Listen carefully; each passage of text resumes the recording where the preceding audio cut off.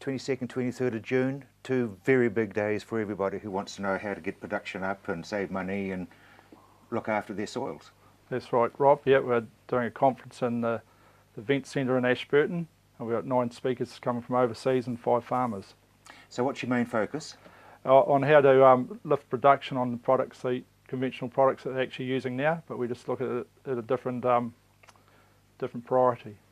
Because you're looking at fertiliser, there's new rules and regulations coming in, and the farmers need to know what's happening. Yes, we're looking more on how to increase their production by not over-fertilising. Yeah, so because you've got some excellent speakers. Who's talking about fertiliser, for example? We've got Neil Kinsey talking about nitrogen and the forgotten element magnesium around the world. They'll all touch on fertiliser, but they've got their own little subjects of how to do it, and when not to use things and when to use things. Which is interesting, because a lot of people still fertilise because they think they need to, when in fact they don't do any soil tests. Yeah, they think more is better, but it's not the way to do it. Once you've got enough, you've got to move on to the next limiting factor.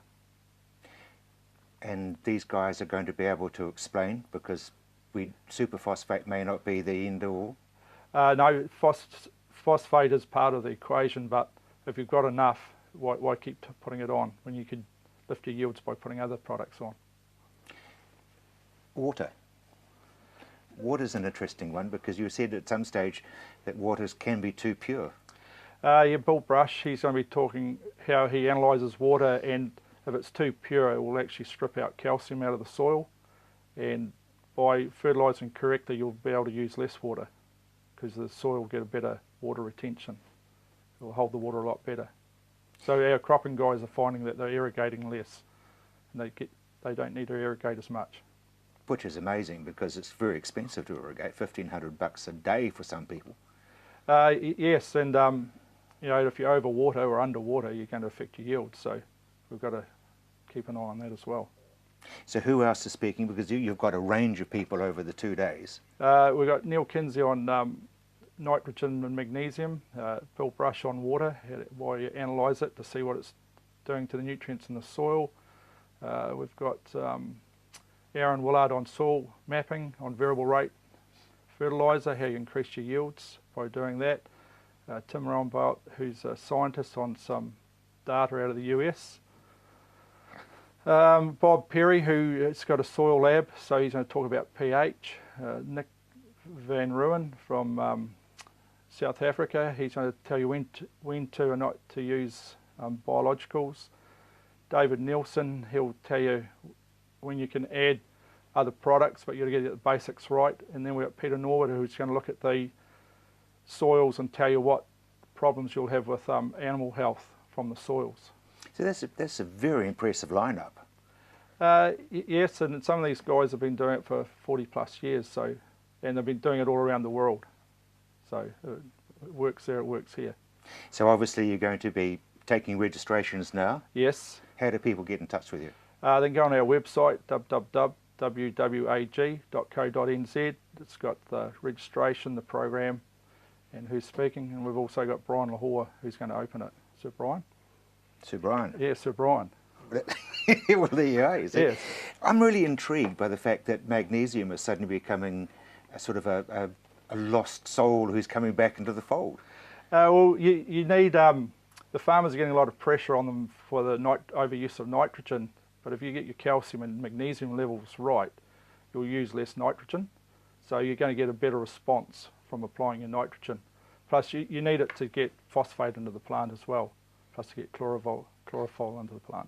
But there's those who would suggest, Bruce, that there's a lot of fertiliser that sits in the soil and gets locked in and it can't release. That's right, and then that's why you've got to get your calcium and magnesium levels correct, and then you'll start releasing a lot of those minerals tied up in the soil.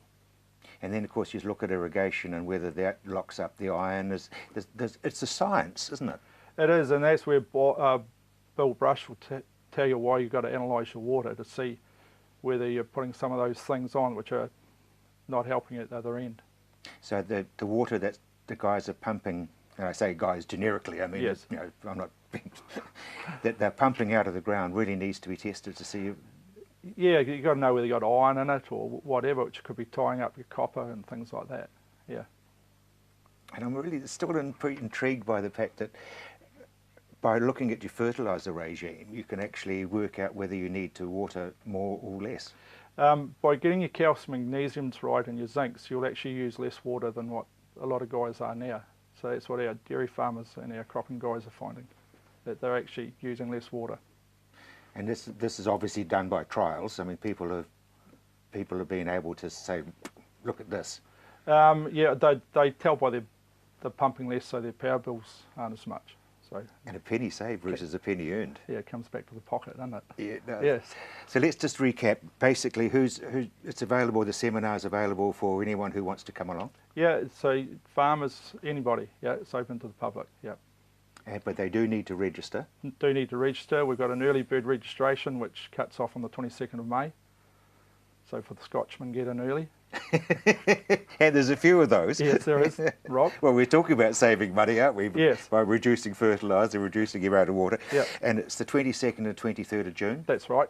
Now, those who aren't able to make it, you'll work out a system between now and then to get information out, I guess. Yeah, hopefully we're going to be videoing all the speakers so they'll be able to buy whatever's, you know, we'll have them all individually done. Yeah. Ashburton Conference Centre, which we used to call as the new pub, which is 40 years old now. It's still known as a new pub down there, you realise that, don't you? No. So it's the conference centre? Yeah, on Will Street. Yep. Yes. So it's not the actual Hotel Ashburton? No, it's in the event centre on Will Street. Yes. See, I would have turned up at the wrong place and I would have missed out. Yeah, you would have been drinking by yourself, Rob. So the 22nd and 23rd of June, yes. Early bird registrations need to be in by... The 22nd of May. 22nd of May, that's Yeah. not very far away. No. Brilliant. Yep. All the very best for that. Thanks, and, Rob. And we'll keep in touch and yeah, Yep. I mean, with that sort of lineup, it's going to be very, very interesting. So well done for bringing everybody together. Yeah, thanks. The website is on screen, but it's, if you just go WWAG. .co.nz. Brilliant. And we better thank our sponsors too. Who are? Sabelco New Zealand, Golden Bay Dolomite, Full Circle Nutrition NZ, Agriganics. You've got me thinking here, Rob. That's right. Wrightson's, ANZ, Macmillan Laboratories, and R&R Haulage. Brilliant. Yep. And Mrs. Marketing will no doubt be tapping them on the shoulder. Yes. Bruce, thank you very much indeed.